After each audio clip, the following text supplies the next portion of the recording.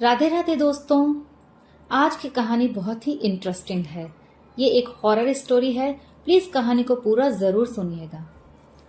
भोले राम जी एक मनमौजी किस्म के आदमी थे। वो अपनी ही दुनिया में मस्त रहते थे। किसी से उन्हें कोई ज्यादा लेना देना नहीं था। हाँ, जिसे वो मित्र बनाते थे उनके साथ वो बहुत मित्रता अच्छी तरह से निभाते थे। जिस गांव में वो रहते थे उस गांव में उनका घर गांव के अंतिम छोर पर था।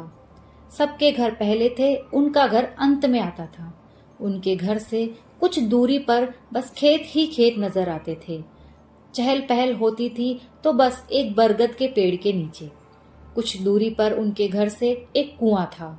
कुएं के पास एक बरगद का पेड़ था। उस पेड़ के नीचे बाबा का स्थान बना हुआ था, जिसे लोग पहलवान बाबा के स्थान के नाम से जानते थे। उस गांव में वो स्थान बहुत ही ज्यादा पूजनीय था। गांव वालों की मान्यता थी कि वहां पर पहलवान बाबा को लंगोट और दारू का भोग लगाने से उनकी इच्छाएं पूरी होती हैं। आसपास के गांव के लोग भी उस स्थान को बहुत मानते थे और पहलवान बाबा उनकी इच्छाएं पूरी भी करते थे, इसलिए उनकी आस्था उनमें बहुत अधिक थी। भोले राम जी के एक बहुत अच्छे मित्र थे, पंडित दीनदयाल जी। दोनों की मित्रता इतनी घनिष्ठ थी। पंडित जी कहने को तो पंडित थे, लेकिन वो पहलवानी का दम भी भरते थे। दरअसल गांव में अखाड़ा था जिसमें पहलवान अपने दमखम कुश्ती दिखाते थे। पंडित जी को भी उसमें जाने का शौक था। कभी कभी वो भी पहलवानी के मजे ले लिया करते थे। पंडित जी अपने मित्र भोले राम जी से भी कहते थे कि तुम भी चलो जरा हमारे साथ अखाड़े में। परंतु भोले राम जी थोड़े आलसी किस्म के आदमी थे। उन्हें ये सब कम ही भाता था। पंडित जी को लोग अक्सर पहलवान पंडित कहते थे। हालांकि वो थे तो पंडित, मगर ये नाम उनके चरित्र को दूर दूर तक नहीं छूता था। पहलवान होने के कारण अक्सर वो मांस और मदिरा का सेवन करते थे, परंतु बहुत ही कम मात्रा में। पंडित जी के परिवार में उनकी पत्नी और एक बेटी थी। एक बार की बात है, उनकी पत्नी अपनी बेटी को लेकर मायके गई हुई थी। कुछ दिनों पश्चात जब वो वापस आ रही थी तो ट्रेन एक्सीडेंट में उसकी मौत हो गई। दोनों माँ और बेटी वहीं चल बसे। पंडित जी इस सदमे को बर्दाश्त नहीं कर पाए। पूरे गांव में कई दिनों तक शोक का माहौल बना हुआ था। इतनी बड़ी दुर्घटना पहली बार उस गांव में घटी थी।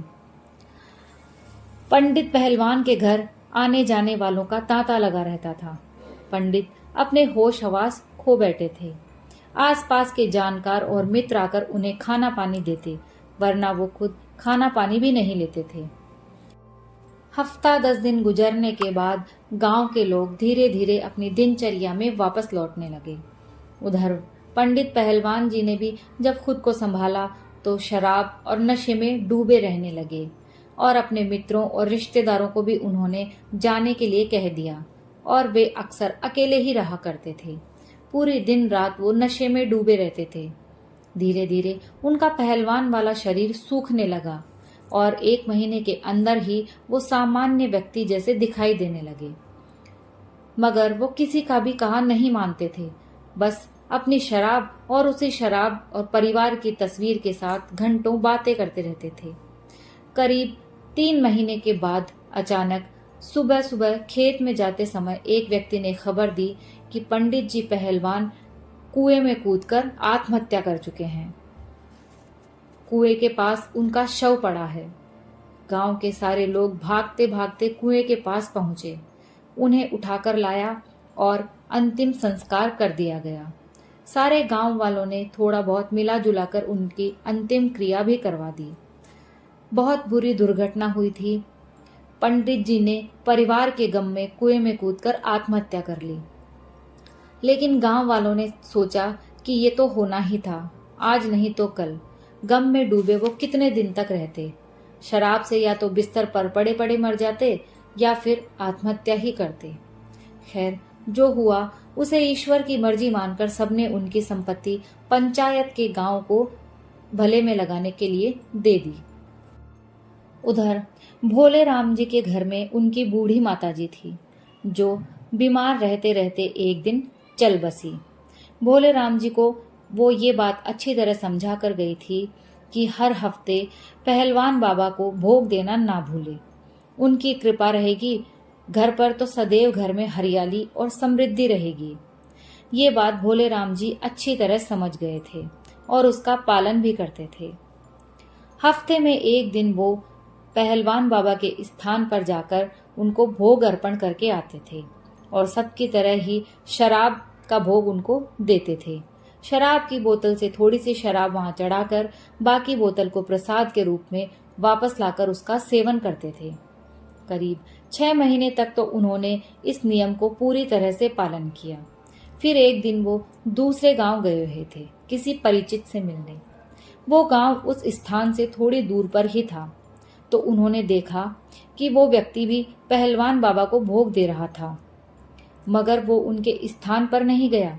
बस लंगोट और एक कटोरी में शराब रखकर पहलवान बाबा के स्थान को देखते हुए उसे ही वहीं से अर्पित कर दिया और कहने लगा, हे पहलवान बाबा, लो अपना भोग स्वीकार करो। और फिर शराब को उसी तरफ गिराकर हाथ जोड़ लिए और वापस आकर भोले राम जी से बात करने लगा। भोले राम जी ने पूछा, क्या इस तरह से बाबा भोग स्वीकार कर लेते हैं? उसने हाँ में जवाब दिया और बताया, अगर सच्ची श्रद्धा से चढ़ाया गया हो तो प्रसाद लेने से देवता धरती पर भी आ जाते हैं। फिर ये बाबा तो अपने घर से कुछ ही दूर पर निवास करते हैं और अपना भोग स्वीकार भी करते हैं। भोले राम जी को ये बात जच गई। वैसे भी उन्हें उस कुएं को पार करके बाबा के स्थान पर इतनी दूर जाना पसंद कम था और उनका आलस भी इस बात पर हावी हो जाता था।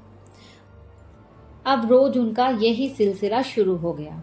वो एक बर्तन में थोड़ी सी शराब और लंगोट लेकर घर के पीछे की तरफ जाते और वहीं से खड़े होकर जिस तरफ कुएं के दूसरी तरफ पहलवान बाबा का स्थान था उसी तरफ मुंह करके बोलते, पहलवान बाबा भोग स्वीकार करो, और वहीं से चढ़ाकर वापस आ जाते थे। हर हफ्ते वो ऐसा ही करते। इस तरह से भोग देते उन्हें करीब 6 महीने बीत गए।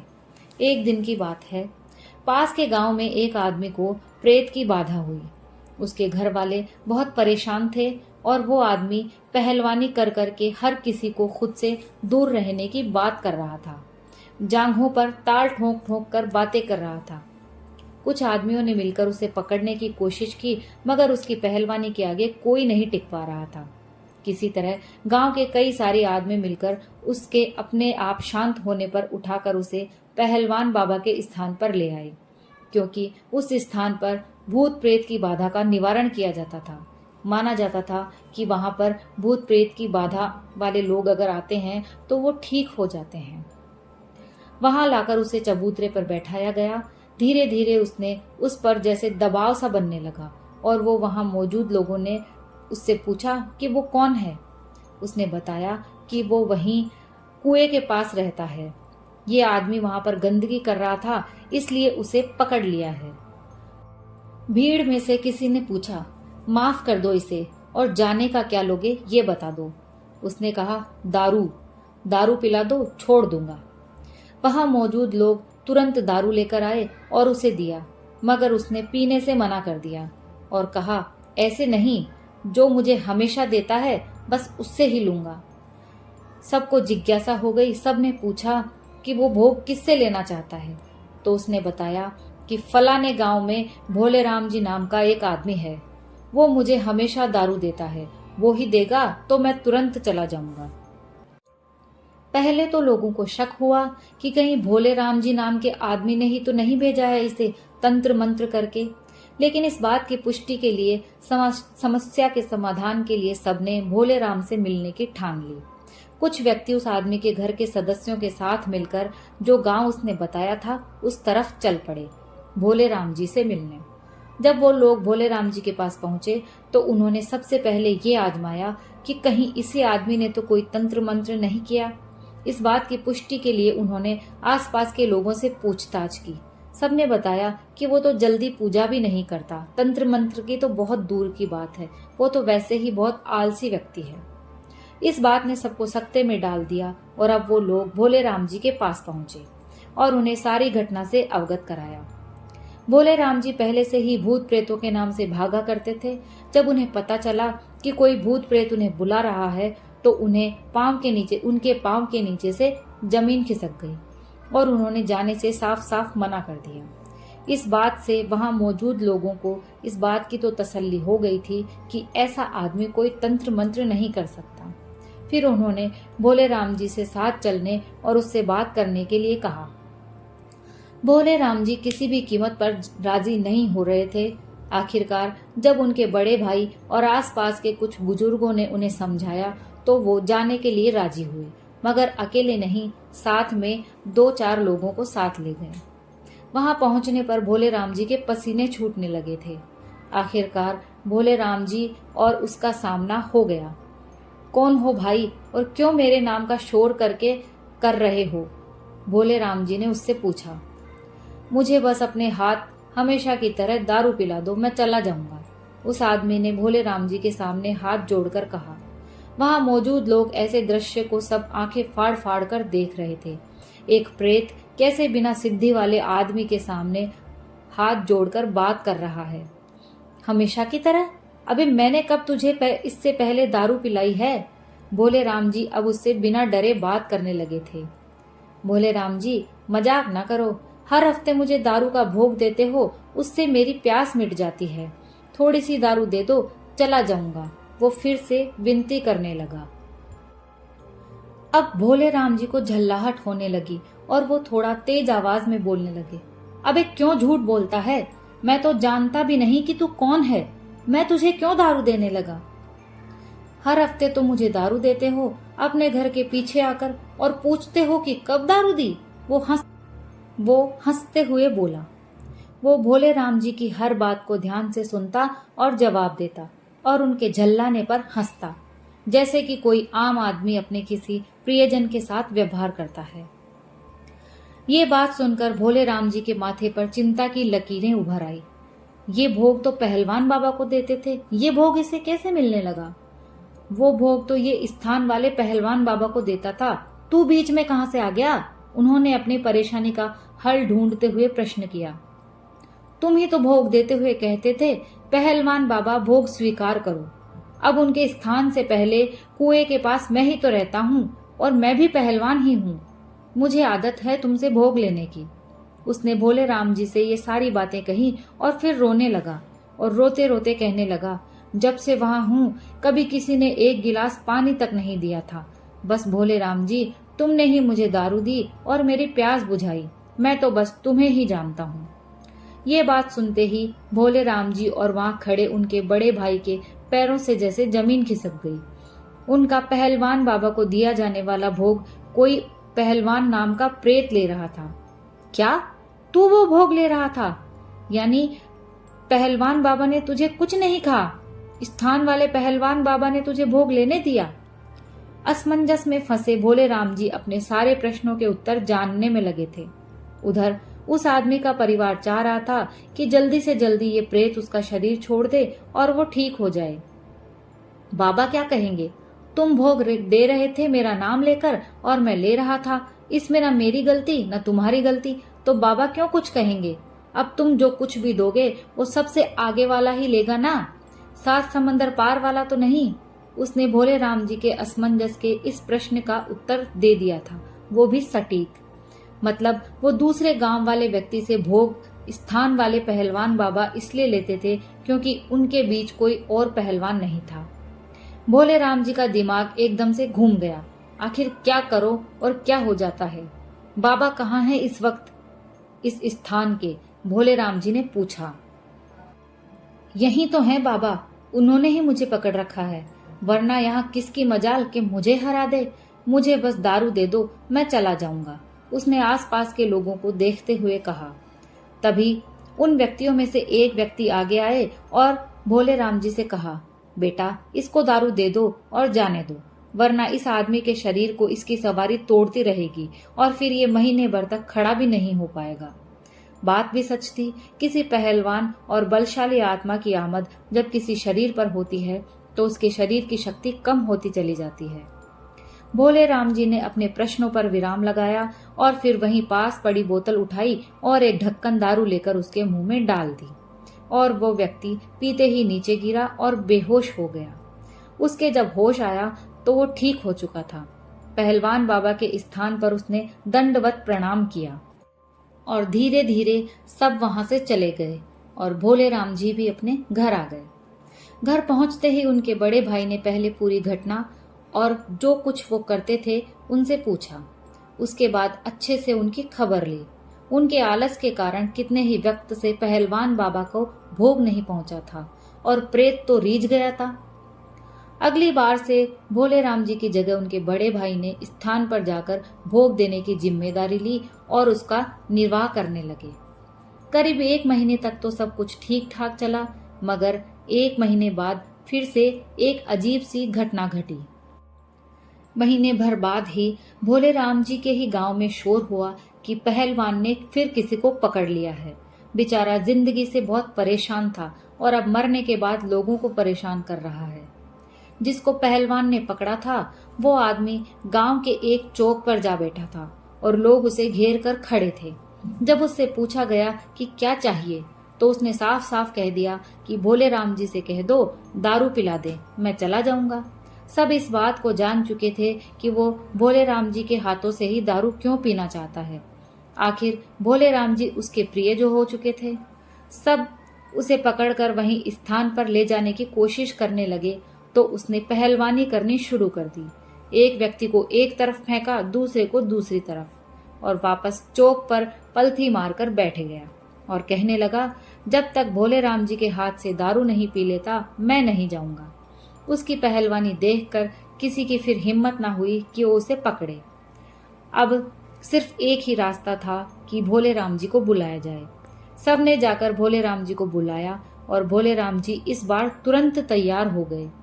शायद वो उससे कुछ और प्रश्न पूछना चाहते थे। वो तुरंत वहां जाकर पहुंचे तो पहलवान उन्हें देखकर खुश हो गया, जैसे किसी अपने से मिल रहा हो। भोले राम जी आओ, देखो ये लोग मुझे मारने आ रहे थे। उसने अपना झूठा सा दर्द बयान किया। क्यों परेशान कर रहे हो? दारू लेनी है तो किसी से भी ले लो, मुझे क्यों परेशान कर रखा है? भोले राम जी अपने दर्द की वजह उसी को गुस्सा दिखाते हुए बोले। नहीं, तुम्हारे हाथों से ही मुझे तृप्ति मिलती है, उसने कहा। तब तक भोले राम जी ने जो व्यक्ति चोटिल हो गए थे उन दोनों की तरफ देखा। क्यों मारा इन लोगों को? पहलवानी करनी है तो जाकर अखाड़े में करो, भोले राम जी ने कहा। इन लोगों ने मुझे मारा और भोले राम जी अखाड़े में जिंदा लोग जाते हैं, मैं वहां नहीं जा सकता, उसने भी समझाने की तर्ज में भोले राम जी से कहा और भोले राम जी भी वजह समझ गए थे। आसपास वाले कहने लगे कि दारू देकर इसको हटाओ भोले राम जी, आसपास कोई ओझा और तांत्रिक भी नहीं है, तुम ही इसे भगा सकते हो। लोगों के कहने पर भोले राम जी ने उसे थोड़ी सी दारू पिलाई और वो शुक्रिया अदा करके चलता बना। भोले राम जी अब काफी परेशान हो गए थे और इसका मतलब भी साफ था, जब भी इसे प्यास लगेगी ये किसी को भी पकड़ लेगा और मुंह खोलकर मेरा नाम लेकर दारू मांगेगा, न जाने कहां कहां बदनाम करेगा। इन्हीं ख्यालों में भोले राम जी कई दिन उलझे रहे और समाधान ढूंढने लगे। फिर एक दिन किसी दूसरे गांव में किसी शहर से आने वाले आदमी को उसने पकड़ा और भोले राम जी का नाम और पता बताकर उनके हाथ से दारू पीने की इच्छा जताई। रात के करीब 12 बजे थे। गांव में 12 बजे के वक्त अत्यधिक आधी रात का वक्त हो जाता है।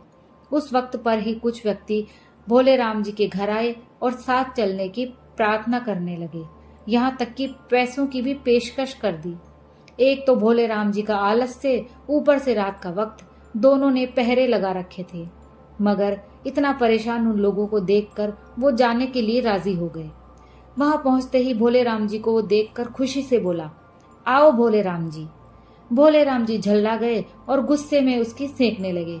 क्या है बेसाले, क्यों दुखी कर रखा है, न रात देखे न दिन। मगर वो फिर भी विनम्रता से बोला, बस तुम्हारे हाथों से दारू चाहिए थी, इतने दिनों से तुम उस तरफ भी नहीं आए तो देखा भी नहीं था। जान लेगा क्या मेरी? नाम बदनाम कर दिया है मेरा और ऊपर से मेरी खुशामदी करता है। अगर जिंदा होता तो मैं तुझे मार देता। भोले राम जी गुस्से में बड़बड़ाए जा रहे थे। जान जाने का दुख तो मुझे है, तुम मुझे बस दारू पिला दो और जाने दो। तुम्हारी उम्र बहुत है, उसकी चिंता ना करो। उसने भोले राम जी के गुस्से का फिर से सरल उत्तर दिया। भोले राम जी को कुछ नहीं सूझा। उन्होंने उसे दारू देकर विदा कर दिया और अब उन्होंने कई जगह जाकर कई ओझा तांत्रिक ढूंढे, ताबीज वगैरह भी बनवाई ताकि वो पहलवान परेशान ना कर सके। मगर इन सबका कोई भी औचित्य नहीं था, क्योंकि उसे तो सिर्फ भोले राम जी से दारू चाहिए थी, न कि भोले राम जी को कोई नुकसान पहुंचाना था। दुआ ताबीज के बावजूद कहीं न कहीं से खबर आती कि फला गांव में फला फला आदमी को किसी ने पकड़ लिया है और वो भोले राम जी को बुला रहा है। भोले राम जी तुरंत समझ जाते और अनमने मन से वहां लोगों के बुलाने पर चले जाते। 4 गाली उसको देते और 4 गाली खुद को और अपने आलस्य को। अगर वो उन दिनों में स्थान पर जाकर भोग देते तो शायद ये मुसीबत कभी उनके पीछे न लगती। कभी बरसात, कभी जलती धूप, कभी रात, कभी सुबह, कभी कहीं तो कभी कहीं से कोई आ जाता। भोले राम जी चलो दारू देके उसको बचा लो। उन्हें अपना सारा काम छोड़कर भी जाना पड़ता। भोले राम जी को ये सब करते हुए करीब 1 साल बीत चुका था। अभी तक उन्हें कोई काबिल जानकार नहीं मिला कि वो अपना पीछा छुड़ा पाते। जो भी मिले उन्होंने हाथ डालने से मना कर दिया था। एक बार कहीं से एक जोगी घूमता फिरता न जाने कहां से उस गांव में आ गया। उसने भोले राम जी के घर का पता पूछा और भोले राम जी के घर पहुंच गया। भोले राम जी ने जब एक अनजान आदमी को देखा तो वो तुरंत तैयार हो गए कि फिर से उसे किसी ने पकड़ लिया होगा जिससे ये जोगी बुलाने आया है। भोले राम जी, आपसे एक बात करनी है, क्या आप मेरे साथ थोड़ी देर के लिए बाहर आएंगे? जोगी ने भोले राम जी से कहा। भोले राम जी को उनके बड़े भाई को भी थोड़ी हैरानी हुई कि बुलाने नहीं आए, सिर्फ बात करने आए हैं। जोगी भोले राम जी को एक तरफ ले गए। मैंने एक पहलवान जैसे आदमी को वहां कुएं के पास देखा है, वो मर चुका है। उसने मुझे तुम तक ये संदेश देने को कहा है कि तुम उसे दारू पिलाओ, एक निश्चित समय के अंतराल पर। क्या तुम जानते हो उसे? जोगी ने भोले राम से कहा। इतना कहना कि भोले राम जी ने सारी अपनी व्यथा जोगी को सुना दी और कहा कि शायद ये मेरा भाग्य ही है जो मुझे अपने आलस्य की सजा इस तरह मिल रही है। जोगी ने सारी बात सुनी और कहा, मैं तुम्हें इससे छुटकारा दिला सकता हूँ, मगर तुम्हें इसके लिए एक दारू की बोतल के साथ मेरे साथ आना होगा, वहीं पर उसी कुएं के पास। भोले राम जी को जैसे साक्षात भगवान मिल गए हों। इस समस्या का छुटकारा दिलाने के लिए आखिर कोई तो राजी हुआ। इस समय अगर वो जोगी उन्हें और कुछ भी करने को कहता तो वो कर देते। वो जोगी भोले राम जी के घर एक दिन रुके और सिर्फ फलाहार किया। रात में उन्होंने भोले राम जी से उस पहलवान के स्थान पर जाकर एक बोतल शराब रख आने के लिए कहा और फिर भोले राम जी को सो जाने के लिए कह दिया और खुद रात भर जागते रहे और ना जाने बिना किसी सामग्री के कौन सी क्रिया की। सुबह उठकर उन्होंने एक डिबिया सी दिखाई भोले राम जी को, उनके बड़े भाई को, और कहा, इसे रख लो। जब कभी पहलवान के प्रेत से कोई काम करवाना हो तो ये डिबिया खोलकर थोड़ी सी शराब पिला देना, तुम्हारा सारा कहा मानेगा। लेकिन इस डिबिया को कभी खाली मत करना। लेकिन भोले राम जी और उनके बड़े भाई दोनों ने उसे रखने से मना कर दिया और भेंट स्वरूप जोगी बाबा को नए कपड़े दिए, जिसे उन्होंने खुशी से स्वीकार किया और अपने रास्ते चल दिए। भोले राम जी के लिए तो वो साक्षात भगवान का अवतार थे। तब से भोले राम जी ने ये निर्णय ले लिया कि अब जिंदगी में कभी भी आलस्य नहीं करूंगा और ना ही बिना जाने कहीं भी किसी को भी भोग दूंगा। दोस्तों, कहानी यहीं समाप्त होती है। आपको कहानी कैसी लगी? कहानी पसंद आई हो तो प्लीज लाइक और शेयर कीजिए और चैनल पर नए हो तो प्लीज चैनल को सब्सक्राइब कर लीजिए। कहानी सुनने के लिए आप सभी का बहुत बहुत धन्यवाद।